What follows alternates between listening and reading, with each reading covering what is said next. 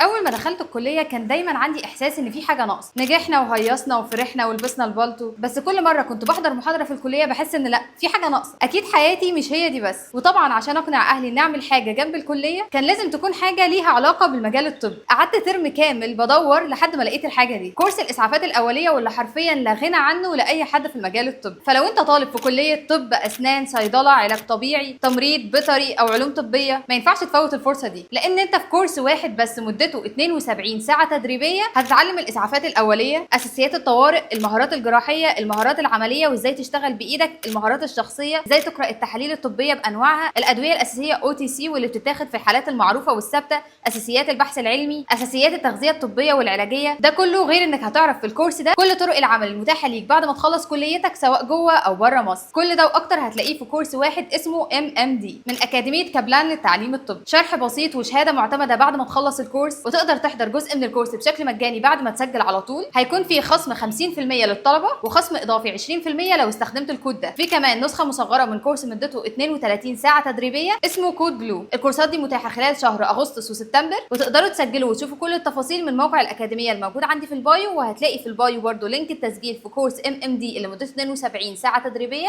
وفوقه على طول لينك التسجيل في كورس كود بلو اللي مدته 32 ساعه فقط. ولو بعد كل ده معرفتش توصل، ابعت بس كلمه كورس على واتساب للرقم ده، وهم هيتواصلوا معاك ويبعتوا لك كل التفاصيل.